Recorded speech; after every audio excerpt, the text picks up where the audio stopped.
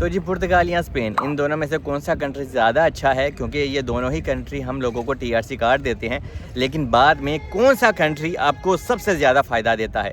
क्योंकि दोनों की लाइफ तो हार्ड है, लेकिन एक इंसान को ऐसा कंट्री चूज़ करना चाहिए कि हाँ भाई, हमें धक्के टुड्डे तो सेम है, लेकिन बाद में हमें फ़ायदा भी ज़्यादा हो। एनीवे, स्टेप बाय स्टेप आपको गाइड करता हूँ, क्योंकि बहुत ज़्यादा लोग दुबई, सऊदीया, कतर, ओमान से यहाँ पे आना चाहते हैं, कुछ लोग इंडिया पाकिस्तान से आना चाहते हैं। तो एनीवे, सबसे पहले बात करते हैं पुर्तगाल की। देखिए, पुर्तगाल में आप लोग आते हैं, आर्टिकल 92 अप्लाई करते हैं। इसमें आपका खर्चा भी होता है, और आर्टिकल 92 में अगर आपने अप्लाई भी करना है तो जैसा कि मैंने अपनी वीडियो में भी कहा था, इसमें आपको ना मेरी हेल्प की ज़रूरत है, ना ही कोई दूसरा तीसरा बंदा अगर आपने हायर किया तो वो आपसे अलग से 1000-1500 यूरो एम ही चार्ज कर लेता है, ठीक है। और वही कोर्स आपको 1000-1200 वाला वो 3000 में देता है। तो अगर आपके पास इन्फॉर्मेशन है तो आप अपना आराम से 1000-2000 यूरो ऐसे ही सेव कर लेते हो, ठीक है। एनीवे, उस वीडियो का लिंक मैं डिस्क्रिप्शन में दे दूँगा। अभी नॉर्मल इमिग्रेशन बंद है पुर्तगाल की, इसलिए लोग आर्टिकल 92 अप्लाई कर रहे हैं। और इसमें जब आपका खर्चा वगैरह हो जाता है, समझ लें सारी चीज़ें आपने पूरी कर दी गवर्नमेंट की, तो आपको जो पहला टीआरसी कार्ड मिलता है ना, वो आपको मिलता है 1 साल का, ठीक है।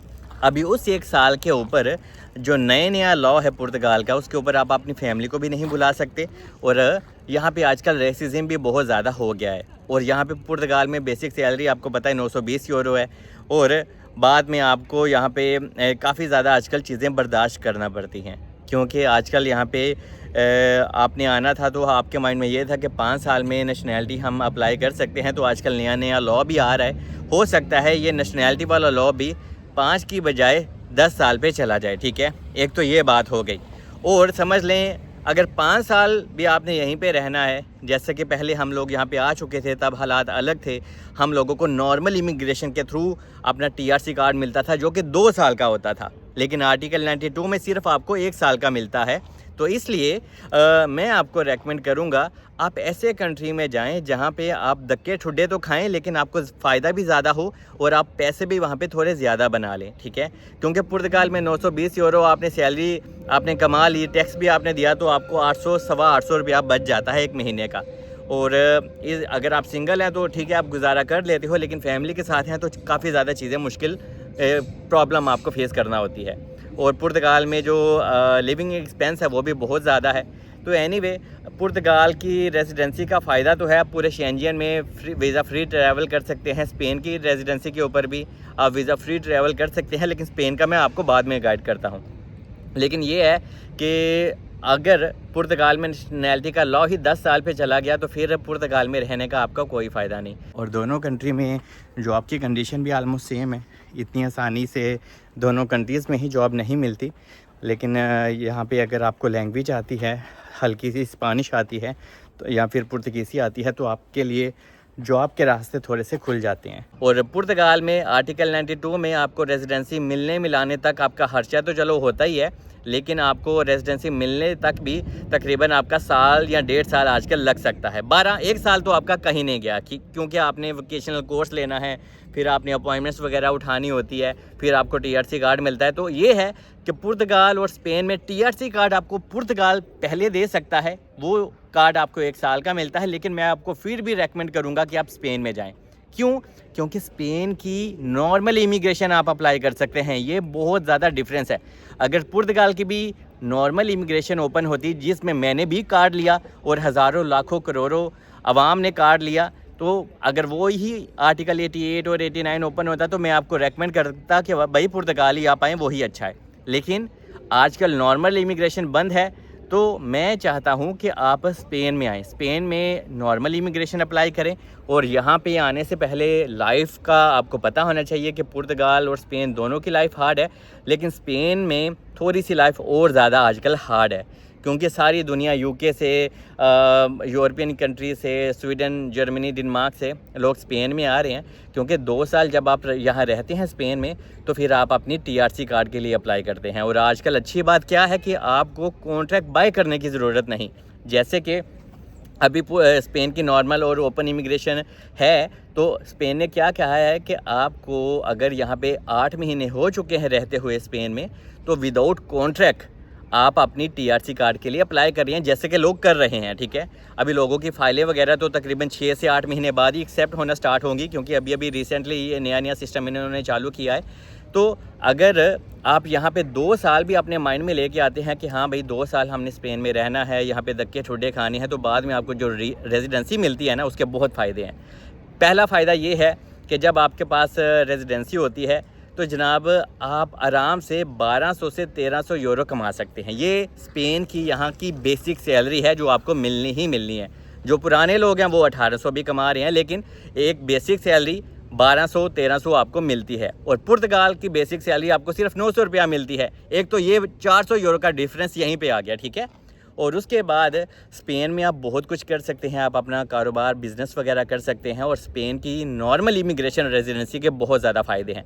एक तो आप बाद में आपके पास टीआरसी कार्ड आ गया, आप यूके भी जा सकते हैं, अप्लाई कर सकते हैं वीज़ा वगैरह, जो कि आपको आसानी से मिल जाता है। और आप पूरे शेंजन में वीज़ा फ्री ट्रैवल भी कर सकते हैं। और स्पेन में अगर आपके पास रेजिडेंसी है तो आप बाद में अपनी फैमिली को भी ये क्या आ गया इतना बड़ा कार्टन।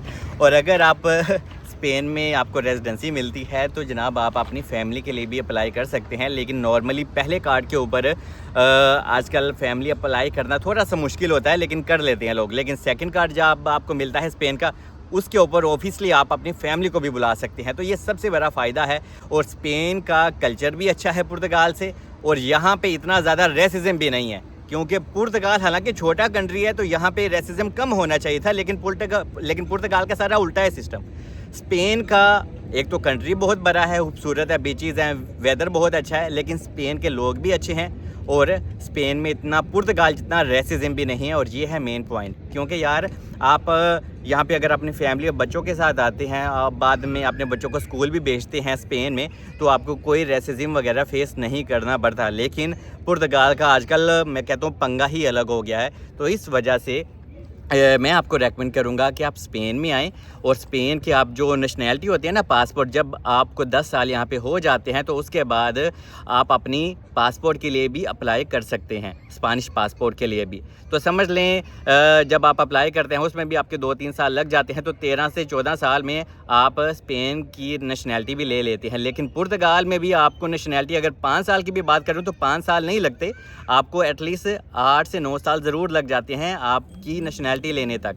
और अगर आने वाले दिनों में नेशनैलिटी का लॉ ही पुर्तगाल ने 10 साल पे कर दिया तो फिर तो आपको नेशनैलिटी 10 साल नहीं 15 साल बाद मिलेगी। तो ये सारी अंदर की बारीकियां होती हैं कि आप दूर का सोचें कि हम एक ऐसे कंट्री में जाएं जहां पे आपको थोड़ा सा बाद में ज़्यादा फ़ायदा हो। दोनों कंट्री की लाइफ हार्ड है, लेकिन पैसे भी स्पेन में ज़्यादा हैं, कंट्री भी ज़्यादा स्पेन का अच्छा है। तो आई थिंक मैं आपको रेकमेंड स्पेन ही करूँगा।